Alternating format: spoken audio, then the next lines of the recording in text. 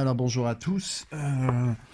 On m'a demandé de faire une petite présentation d'une machine qui nous vient des États-Unis qui s'appelle le Mixerface R4 de la marque Centrance. Je dis présentation parce que c'est pas un test poussé, abouti dans les fonctionnalités audio de la bête, mais plutôt juste une présentation de ce qu'elle est censée être capable de faire. Alors, de quoi s'agit-il? Eh ben, c'est un préampli micro qui est vendu pour être compatible smartphone et PC éventuellement et Mac, donc qui fonctionne avec tous les OS disponibles. Nous, on va l'étudier essentiellement pour l'OS Android, puisque c'est ce qui nous intéresse. On a déjà pas mal de produits sur iOS qui permettent de s'affranchir du moteur audio des téléphones et de faire de l'audio un peu plus sérieuse. Sur Android, pour l'instant, on avait aussi des choses, mais qui, mine de rien, n'étaient pas complètes. Et notamment, il manquait une fonction essentielle, à mon sens, qui est celle de pouvoir avoir un input monitoring sérieux, indépendant du moteur audio de l'Android, qui lui rajoute une latence ingérable pour un journaliste. Donc du coup, bah, c'est la promesse de ce petit outil. Le Mixerface R4 est décliné aussi en moitié moins grand avec une seule entrée micro. Ici, en face avant, deux entrées micro, ligne également, hein, et puis vous voyez aussi qu'il y a deux sorties symétriques sur mini jack stéréo qui peuvent renvoyer un total éventuellement si on veut alimenter, je sais pas quoi, des enceintes ou un enregistreur. Ensuite, en face avant de la machine, du coup, bah, on a les deux potards de gain pour les deux entrées micro, un petit coupe bas, un atténuateur, un niveau de casque ici, sous le potard monitor, et puis surtout ce bouton là, une balance entre le send et le receive, et ce indépendamment pour les deux micros. Donc ça c'est pas mal. On a aussi une petite entrée auxiliaire qu'on verra sur la face arrière de la machine pour le coup. Une entrée en mini jack qui peut être pilotée par ce bouton là, entrée stéréo.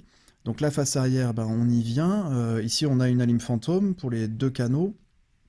On a une écoute stéréo ou mono, à savoir que si on est en stéréo, bah finalement on retrouve son entrée 1 sur l'oreille gauche et l'entrée 2 sur l'oreille droite. Donc nous on aura avantage, on fait de la com mono et puis on voudrait bien écouter nos voix sur les deux oreilles, donc on va passer en monitor mono. Ici on a une sortie ligne qui nous permet d'alimenter éventuellement un petit bout de haut-parleur si on veut faire écouter à notre invité ce qu'on est en train de diffuser. Alors sur cette sortie il y a l'aller et le retour qui sont mixés et qui sont dépendants, si ma mémoire est bonne, même du bouton send receive qu'on trouve ici. Donc il faut faire attention au feedback évidemment. On trouve une prise casque et une seule en mini jack, et puis une entrée ligne aussi associée au bouton auxiliaire 3-4 qui nous permettra de rentrer autre chose que du micro. Voilà, on retrouve évidemment aussi le bouton, l'interrupteur on-off. C'est une machine qui est sur batterie, donc qui se recharge grâce au mini USB qui est ici. Et puis on trouve le micro ou mini, je sais plus, USB ici qui permet de relier cette machine au smartphone. Alors elle fonctionne en OTG pour les Android. Ça veut dire qu'on n'attaque pas le mini jack traditionnel TRRS pour attaquer les moteurs audio du téléphone. Non, non, c'est bien une carte son qui prend le relais du moteur audio et qui se branche sur l'USB du téléphone, soit en micro USB, soit en USB-C. Alors c'est d'ailleurs ce dont j'ai eu besoin. Moi j'ai dû acheter un câble OTG vers USB-C puisque le test que j'ai fait, je l'ai fait sur le A8 de la station là, qui est un smartphone qui n'accepte que de l'USB-C. Je pense que ça va être malheureusement la tendance dans l'avenir. Enfin malheureusement ou heureusement, je ne sais pas, mais en tout cas on n'a plus de sur certains smartphones, on n'a même plus d'entrée sortie TRRS mini jack. Bah alors voilà, le Mixerface est en route. J'ai aussi allumé Report-It, je me suis connecté, je suis en com avec le studio. Pour l'instant, je bosse sur le microphone du téléphone, tout simplement. Donc je vais relier le Mixerface en OTG à mon téléphone. Alors première bonne surprise que j'ai eue en faisant ça, en fait, c'est que ça se fait à chaud et que immédiatement, voilà, quand on branche, tac, le Mixerface vient de prendre le relais là, vous voyez sur l'application. C'est-à-dire que bah, évidemment, j'ai pas de micro branché, donc pour l'instant, il n'y a pas de module en entrée, et puis en sortie, on n'entend plus le haut-parleur du téléphone. On est bien passé sur le casque de la machine. On va brancher un petit micro là, voilà, un petit DO21. Et là, en faisant un niveau de gain correct, vous voyez que l'alignement là est un peu faiblard. Donc première constatation, il va falloir donner du volume là sur l'entrée de Reported pour que ça module correctement, hein. Quand on est entre fin du vert, début du jaune, on est bien.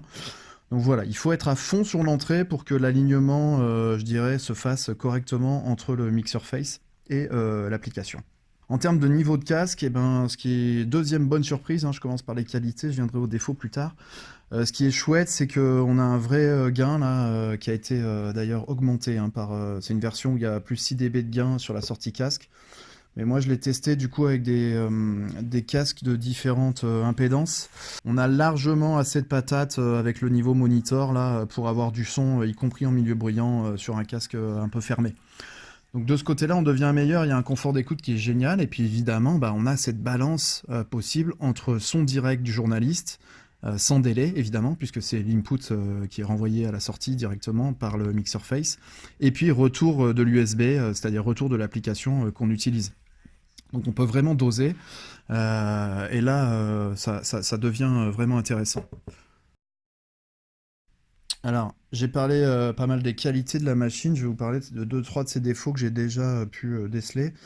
Premièrement, moi j'ai acheté un câble OTG très court.